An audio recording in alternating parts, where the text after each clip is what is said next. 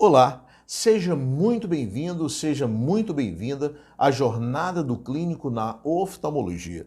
Aqui nós discutimos conteúdos relevantes da oftalmologia que podem ser identificadas pelo clínico e que nem sempre é a queixa principal do seu paciente e, dependendo da situação ou da condição, encaminhar ou não ao médico oftalmologista. Eu sou o Dr. Jardel Rodrigues e o episódio de hoje é pressão intraocular. O que seria então a pressão intraocular? A pressão intraocular ela é determinada por um balanço, entre o ritmo de produção do humor aquoso e o escoamento desse humor aquoso. Então tudo é baseado exatamente nesse binômio, entre a produção e o escoamento do humor aquoso. Quando nós falamos sobre pressão intraocular, as pessoas geralmente confundem, No seu consultório, quem nunca, O paciente diz, olha, doutor, eu acho que a pressão do meu olho será. Será se alguém já recebeu um paciente que questionou, que levantou, essa hipótese que a pressão do olho poderia estar alterada? Dificilmente, Mas quando a gente toca nesse assunto, as pessoas geralmente falam assim, um dia desse meu olho amanheceu vermelho mesmo, irritado, estava doendo muito, eu acho que era a pressão, não era, doutor? Então as pessoas às vezes confundem, pressão intraocular com uma hiperemia conjuntival, com às vezes até mesmo o início de uma irritação ali que poderia ou não ser uma conjuntivite, com uma dor ocular, dor intraocular. Então, uma pressão intraocular para provocar uma dor, tem que ser, na realidade, uma elevação considerável, uma elevação aguda. Geralmente não é o que acontece. Geralmente, durante muito tempo, as pessoas têm uma elevação da pressão intraocular, mas de forma assintomática. E a pergunta que não quer calar é quantas vezes você já registrou a pressão intraocular no prontuário do seu paciente? Qual a importância desse registro, Por que nós precisamos ficar atentos? Precisamos ficar atentos principalmente os pacientes que existem um risco ali de elevação dessa pressão e, consequentemente, de uma neuropatia, Esses pacientes, por exemplo, o hipertenso, o diabético, o paciente idoso, então esses pacientes nós precisamos ficar alerta. É interessantíssimo, nós conseguimos registrar a pressão arterial desse paciente. No prontuário do seu paciente, provavelmente em algum momento, alguém registrou o valor do colesterol, alguém registrou os níveis de triglicérides, Então, são dados importantes que estão ali, mas a pressão intraocular dificilmente a gente encontra registrada. E qual o valor de referência? Nós sabemos o valor da PA. Nós sabemos quanto que é o valor de referência do colesterol, nós sabemos quanto que é o valor de referência do triglicérides, nós sabemos da glicemia, mas na maioria das vezes nós não sabemos o valor de referência da PIO, da pressão intraocular. Nesse momento, responde para mim, responde aqui embaixo se você sabia ou não, qual o valor de referência da pressão intraocular? Quanto que deve ser? Qual é o ideal? O paciente chega para você e diz, olha, doutor, eu fui ao oftalmologista e a minha PIO estava 18. É uma PIO boa ou é uma PIO ruim? E na realidade, se a pressão arterial é 12/8, a pressão do olho realmente também tem esses dois números, é um número só. Como que funciona? Como que registra isso? Como que é medido essa pressão intraocular? Você encontra 18. É 18 o quê? Milímetros de mercúrio também, você passa, não, mas assim, olha, o olho é muito pequeno, Essa pressão, qual é a unidade? Com esses questionamentos, às vezes nós percebemos o total desconhecimento dos colegas, a maioria dos colegas, em relação à PIO. Observa, pensa comigo, se o colega não sabe quanto que é a PIO-alvo, qual o valor de referência, imagina se ele vai perceber e pensar nas consequências de uma PIO alterada. Aí você fala, e qual que é a importância disso mesmo? É a primeira causa de cegueira irreversível no mundo, qual que é? O glaucoma. E o glaucoma, e a gente vai falar mais sobre isso, ele está diretamente relacionado à pressão intraocular. E a gente vai falar mais sobre isso no decorrer desse vídeo. Então, pensa comigo, nós sabemos o valor da pressão arterial, colesterol, triglicérides, glicemia, mas nós não temos. Por que nós sabemos esses outros dados? Porque nós pensamos nos fatores de risco para quê? Para infarto agudo do miocárdio, né, para um AVE isquêmico, para um AVE hemorrágico. Nós pensamos e calculamos tudo isso, nos preocupamos inclusive, educamos o nosso paciente e pensamos numa medida profilática. A mesma coisa, a mesma conduta, ela deve ser adotada em relação ao glaucoma, por exemplo, em relação à percepção da pressão intraocular. Pensar na PIL, por quê? Porque a PIL ela é o principal fator de risco para o desenvolvimento de glaucoma. Imagina, você tem uma patologia que é a principal causa de cegueira irreversível no mundo e o principal fator de risco é a pressão intraocular. Você tem pacientes ali que se encaixa no perfil, é um forte candidato para o glaucoma e você não pensa na pressão intraocular. E as objeções, às vezes, é porque você não consegue aferir. Da mesma forma que não é você que faz a aferição do triglicérides, colesterol, da glicemia e de vários outros exames que você resiste no seu prontuário e você pensa na patologia. Se você não consegue aferir, mas esse seu paciente, em algum momento, ele vai ao especialista. E o especialista consegue aferir. E o que está faltando aí? Está faltando uma comunicação. Está faltando, na realidade, o que a gente vai melhorar, né, nesse vídeo. Está faltando uma organização. Está faltando você começar a pensar, né, nesse fator de risco tão importante para o desenvolvimento do glaucoma. E esse é o objetivo desse vídeo. Se eu conseguir conscientizar vocês, se eu conseguir chamar a sua atenção, o meu objetivo aqui ele já foi. Se nesse momento você já percebeu que a PIL ela é importante, o meu objetivo nesse vídeo ele já foi alcançado. Quando nós falamos de valores de referência, olha, o valor que você vai gravar é 16. Mas eu quero que você compreenda que às vezes o intervalo entre o 11 e o 21 ele também pode estar normal. Tudo vai depender. Existem alguns fatores que alteram essa pressão intraocular. Começa desde a aferição, né, desde a técnica utilizada para aferir essa PIL, né, até, por exemplo, o diâmetro da córnea, por exemplo, né, que nós adquirimos esse valor através da paquimetria. Existem vários fatores que podem alterar a pressão intraocular. E eu quero que você grave o 16. O 16, geralmente, né, a média da população é 16. Mas entre 11 e 21 também pode ser, esses valores podem ser considerados um valor normal, né? E a pergunta que você vai me fazer é assim, olha, beleza, eu sei que 16 é a média, né? Mas entre 11 e 21 é normal. O que eu faço então? Você vai perguntar para o especialista. Durante o seu encaminhamento, você vai questionar, né? Primeiro, você questiona a PIL, colega, né? No encaminhamento, né? Qual a PIL desse paciente?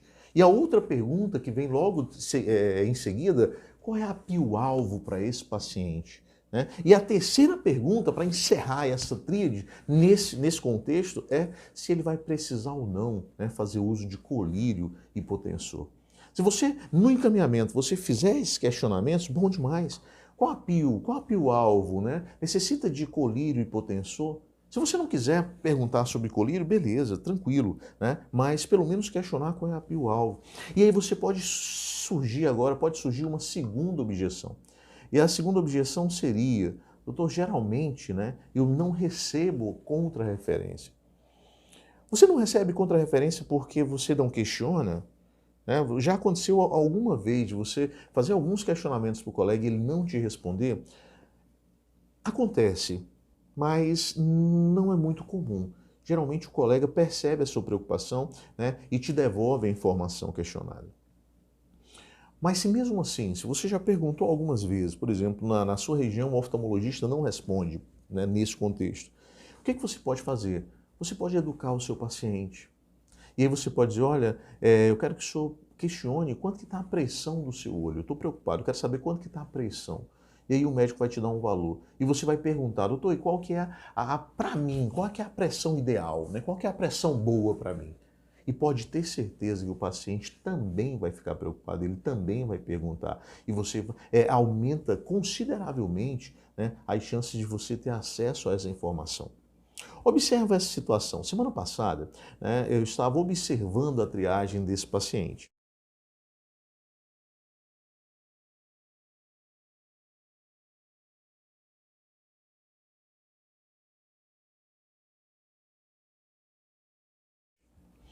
Esse paciente ele está sentado, está posicionado aí o queixo e a testa. Isso é um tonômetro de sopro. Esse tonômetro ele emite um ventinho, é aquele ventinho no olho. E o objetivo desse exame é exatamente, né, fornecer a média, né, nessa máquina ele vai fazer, né, vai medir a pressão 3 vezes, vai aferir 3 vezes,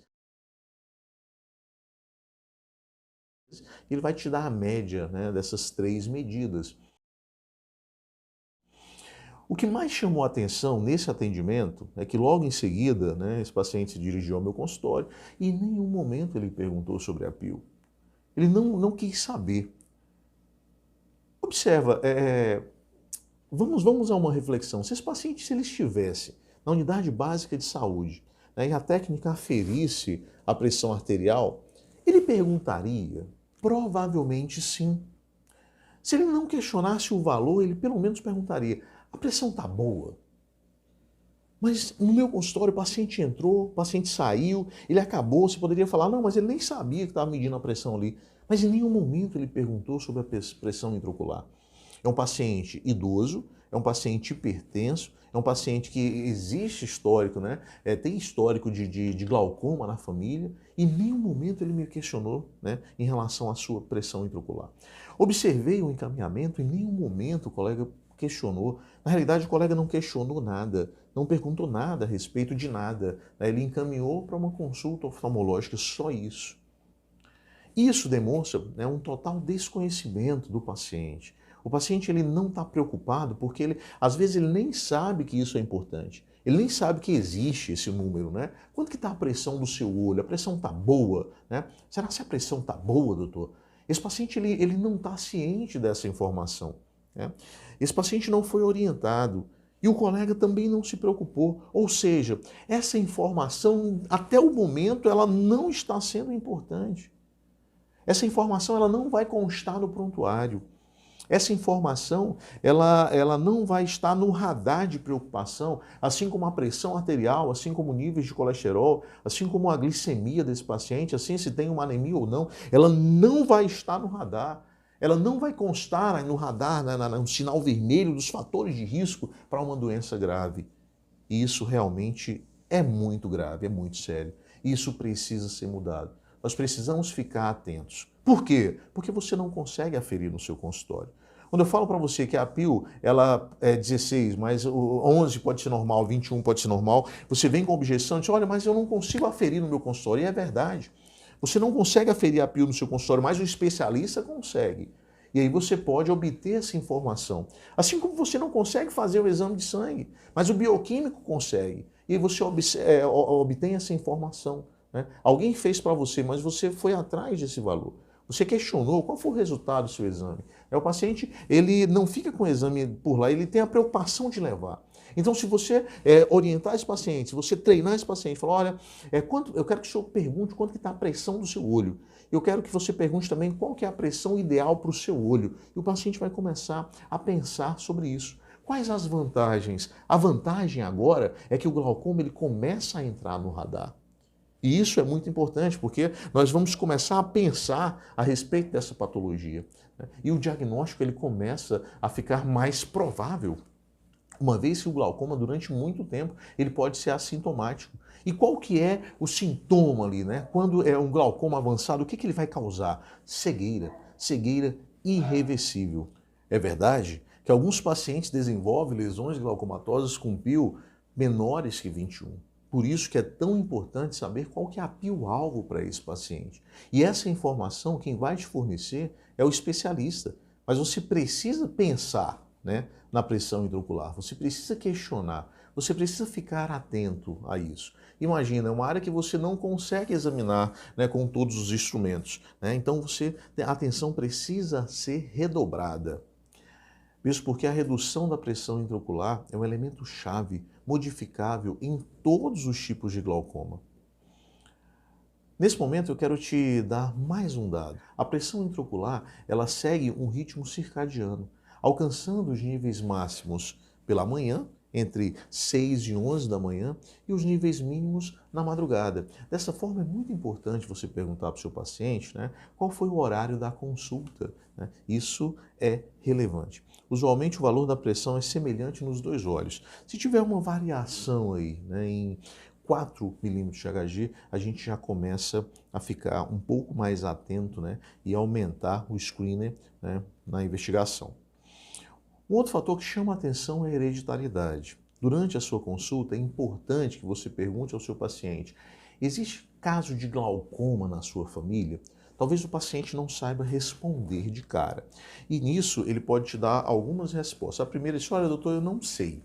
Mas você ajuda, pressão alta no olho, ele vai entender melhor. Ele diz: o meu pai é míope, ele sempre usou óculos. Minha mãe operou, fez uma cirurgia agora há pouco, né? Provavelmente ele deve estar falando de catarata. Mas aí você complementa, fala: ele faz uso de colírio todos os dias? É, doutor, ela faz uso de colírio todos os dias e vai ao médico também, ela tem essa pressão alta aí já faz algum tempo. Nisso vai ligar uma luzinha amarela, uma luzinha de alerta, porque uma pessoa que tem, né, histórico familiar de glaucoma entre parentes de primeiro grau, a chance dele também ter glaucoma, ela vai aumentar em 6 vezes. A chance de desenvolver glaucoma vai ser 6 vezes maior do que o restante da população. Então, o glaucoma, a histórico familiar de glaucoma, deve ser levado em conta, é um dado muito importante. Nesse momento da apresentação, eu quero chamar a sua atenção para o uso de corticoide. Eu acho bastante corajoso, não quero questionar, né, a conduta médica, mas eu acho muito corajoso o colega que prescreve colírios, exceto colírio lubrificante, que prescreve outros colírios para o seu paciente. Eu acho um ato de extrema coragem e, para falar a verdade, eu acho um tiro no escuro. Por quê? Porque você não tem como fazer um exame mais detalhado desse olho. Você não tem como fazer um acompanhamento desse paciente. Quando você, por exemplo, você pensa em prescrever para o seu paciente metformina, por exemplo, o que você se preocupa? Você preocupa com a função hepática. Olha, vou pedir aqui um TGO, um TGP, vamos ver como é que está. Quando você pensa em solicitar algum exame para o seu paciente, né, que exige o uso de contraste, você pensa na função renal primeiro, né? Não, vamos ver como é que está esse rim, vamos ver se ele vai aguentar ou não esse tratamento, né, o medicamento para a realização do exame. Agora, quando o colega pensa em prescrever um colírio, por exemplo, ou ele está inflamado, vou passar um colíriozinho de corticoide. Esse colega ele não se preocupa com nada, né? E eu quero chamar a sua atenção porque, olha, corticoide, né, independente da via, ele provoca uma alteração na pressão intraocular. O colírio de corticoide, que é o que eu vou falar aqui mais especificamente, o colírio de corticoide, ele vai atuar, o corticoide ele age diretamente, né, na drenagem do humor aquoso. Lembra do binômio produção-escoamento? Esse corticoide ele diminui, né, o escoamento do humor aquoso. Se ele vai diminuir o escoamento, ele age de forma contrária, por exemplo, aos análogos de prostaglandina, que é um colírio, né, que vai ser usado no tratamento do glaucoma. É como se você estivesse usando um colírio que faz o contrário, né? Ele vai aumentar a pio. O corticoide ele aumenta a pio porque ele age nas prostaglandinas. Ele reduz a ação das prostaglandinas e, consequentemente, ele vai reduzir a drenagem do humor aquoso. Logo, se vai escoar menos, ele vai concentrar mais, essa pressão ela vai aumentar. Agora, você imagina, vou te dar um dado concreto. O uso de corticoide tópico entre 4 a 6 semanas, ela pode provocar uma elevação aí em 30% dos pacientes, 30%. A cada 10, 3, né, pode ter uma elevação de 6 a 15 milímetros de mercúrio na pressão intraocular desse paciente. Então imagina, o paciente ele tem uma PIO de 20, você prescreve um corticoide, essa PIO vai para 36. Isso é ou não é importante? A pressão intraocular, ela pode atingir níveis que ocasionam o quê? Essa elevação, qual é a consequência disso? Neuropatia óptica glaucomatosa, glaucoma corticogênico, sofrimento do nervo, lesão irreversível. É um dado importante para você ficar atento antes de prescrever, né, um colírio corticoide para o seu paciente. E isso vai aumentar consideravelmente, né, se for, por exemplo, as chances, se for um paciente idoso, né, ou se for, por exemplo, uma criança, os extremos, né, são os grupos etários com maior sensibilidade aos corticoides. Um outro grupo etário são os pacientes diabéticos. Então imagina, você prescreve um corticoide para uma criança, esse olhinho melhora e com o tempo você percebe, né, que essa mãe ela começou a adotar esse colírio para qualquer alteração ocular dessa criança. Né? A mãe sumiu, você passou ele por uma semana, por exemplo, a mãe sumiu, ela não retorna com você e essa mãe começa a usar esse corticoide agora, esse colírio, como se fosse um colírio lubrificante.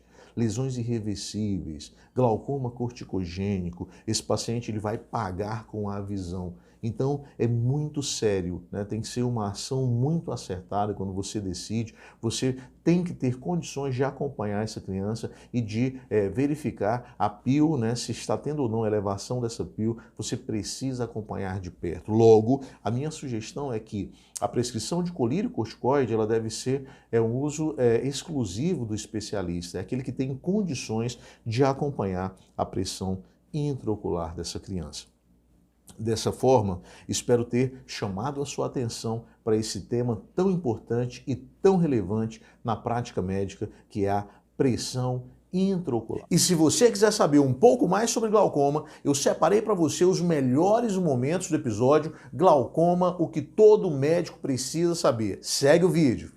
E hoje a gente vai conversar sobre o tema glaucoma, o que todo médico precisa saber. Ora, se você parar para conversar com seus colegas de classe, alguns colegas terão dificuldade na definição do termo glaucoma, né? Imagina, se a classe médica tem dificuldade em definir, imagina o conhecimento dessa patologia na população em geral. E qual seria a importância disso? É que o glaucoma é uma doença que vai ser tratada pelo médico oftalmologista, porém, na grande maioria das vezes, para o paciente chegar no oftalmo, ele vai precisar ser percebido no médico, geralmente na unidade básica de saúde. E aí eu separei alguns dados para você. Olha só, glaucoma é a segunda causa de cegueira no mundo, perdendo apenas para a catarata. Porém, a catarata é reversível. Dessa forma, glaucoma se torna a primeira causa de cegueira irreversível no mundo. Eu selecionei uma imagem para que você perceba. No lado esquerdo você tem a visão de uma pessoa sem glaucoma, uma visão normal. Do lado direito, uma imagem de uma pessoa com visão, é o que seria a representação aí de uma pessoa com glaucoma avançado, né? A pessoa vai perdendo visão de fora para dentro. O problema é que quando ela começa a perder visão, ela não percebe que está perdendo visão, né? No primeiro momento ela não percebe, né? E aí vai agravando até ficar uma visão em túnel. A definição de glaucoma: neuropatia óptica caracterizada pela perda de células ganglionares da retina e seus axônios, atrofia do nervo óptico e perda progressiva da visão. Então vamos lá, é uma doença do nervo óptico, caracterizada perda de células ganglionares da retina. Se você lembrar das aulas de neuroanatomia, você vai perceber que a retina ela é dividida em 10 camadas. E de fora para dentro, a 8ª camada é composta por células ganglionares. Os axônios dessas células, que vale ressaltar que eles são não mielinizados, esses axônios irão formar o nervo óptico. Então, dessa forma, glaucoma é um problema nas células ganglionares e, consequentemente, no nervo óptico. Uma segunda definição seria, essa definição é do protocolo clínico e diretrizes terapêuticas da doença do glaucoma, SUS 2018. Glaucoma é uma neuropatia óptica com repercussão características no campo visual, cujo fator de risco é o aumento da pressão intraocular e cujo desfecho principal é a cegueira irreversível. Fator de risco é a pressão intraocular, que geralmente nós chamamos de PIO, pressão intraocular. Porém, o aumento da pressão intraocular não é sinônimo de glaucoma. Nós acabamos de perceber que glaucoma é um problema nas células ganglionares da retina, seus axônios e, consequentemente, o nervo óptico. Esse é um desenho esquemático, a parte externa do olho, né? Está aí na parte anterior a córnea, a esclera é a parte branca, né? E aí já dando um destaque ao nervo, que é essa parte amarela. Uma outra imagem, né? Aí já no corte axial, a 1, né, representa a córnea, o 2 é a íris, né, aquela parte colorida do nosso olho, o 3 é o cristalino, tá? E aí você vê a parte interna do olho é a retina, tá? A retina e a continuação aí o nervo óptico. Uma outra visão, né, dando uma ênfase na retina e no nervo óptico. 67 milhões de pessoas no mundo são afetadas pelo glaucoma. Esse dado ele foi retirado de 2018. Naquela época, a Organização Mundial de Saúde já previa para 2020, né, que 80 milhões de pessoas, né, em 2020 seriam afetadas pelo glaucoma. E olha só que dado importante, ó, 10% ficarão cegas. Né? Pessoal, 10% de 80 milhões, 8 milhões, é uma quantidade de pessoas no mundo inteiro maior que a população da cidade do Rio de Janeiro. Quais são os fatores de risco, então? Olha, pressão intraocular aumentada é um fator de risco importantíssimo, porém esse aí você não vai detectar no seu consultório, né? A aferição da pressão intraocular ela é feita pelo médico oftalmologista, né, com o auxílio de um equipamento chamado de tonômetro, geralmente um tonômetro de aplanação. Vale ressaltar também, né, que ela não tem relação direta com a pressão arterial. Não é porque o paciente é hipertenso que ele vai ter uma elevação na pio. Não está diretamente relacionado. Idade acima dos 40, você consegue perceber a escavação do nervo óptico aumentada. Essa alteração ela também será percebida pelo médico oftalmologista. Etnia, né, negro, né, para glaucoma de ângulo aberto, amarelo, glaucoma de ângulo fechado. A história familiar é muito importante. Diabetes mellitus tipo 2. Pessoal, cuidado aqui, tá? Todas as vezes que você estiver no consultório e perguntar, o senhor tem pressão alta? Ele vai dizer, tem. Tem diabetes? Tem. Liga a luzinha amarela. Ele é hipertenso e diabetes. Você vai pensar em quê? Insuficiência renal. Né? Você vai observar a função renal desse paciente, importantíssimo. O senhor tem diabetes? Tem. Liga a luzinha amarela para glaucoma.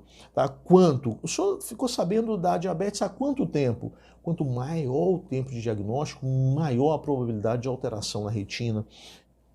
Com relação à história familiar, estudos revelaram que basta um caso na família, né, para aumentar significativamente a chance de o indivíduo desenvolver a doença. Tá? Melhorando um pouco mais esse dado, olha só, quem tem um irmão, por exemplo, com glaucoma, aumenta em quase 10 vezes a chance de desenvolver glaucoma, né, em relação à população geral. Tá bom?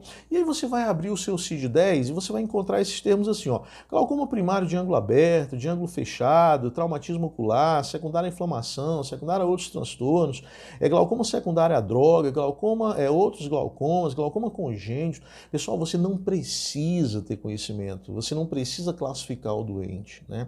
Porém, você precisa perceber que uma forma de tratamento, um tratamento primário, é reduzindo a pressão intraocular.